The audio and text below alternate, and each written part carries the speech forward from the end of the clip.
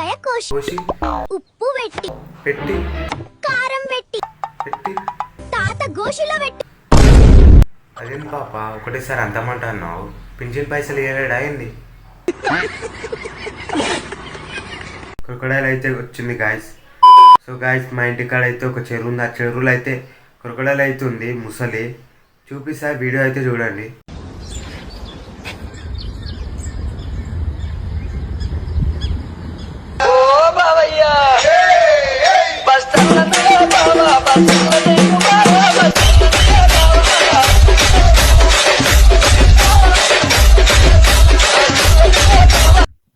ఇదేంటో అయితే, అరే నీ అబ్బా. ఓ పాప, ఎవడు వీడు? వీడు నా తమ్ముడు.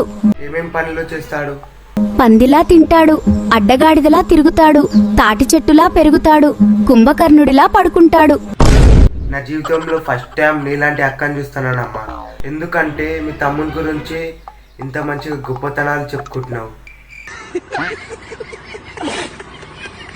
మనశ్శాంతి, మసాలా వడ, మసాలా దోశ, కొబ్బరి చట్నీతో తింటే భలేగా ఉంటుంది.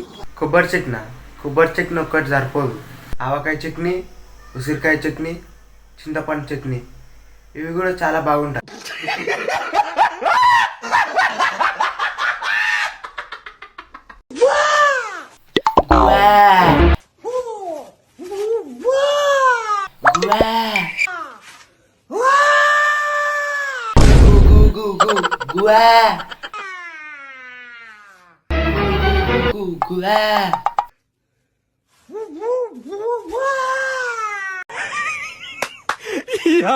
ఏం ఫీల్ ఉన్నది మామయ్య?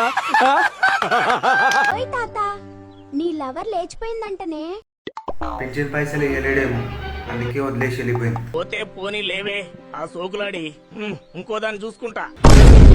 పెన్షన్ పైసలు వస్తున్నాయని ముసలానికి వాడే బల్బు పెరిగింది. ఆ బల్బు తగ్గాలంటే పెన్షన్ పైసలు కట్ చేయాలి. చెప్పండి, కట్ చేద్దామా వద్దా?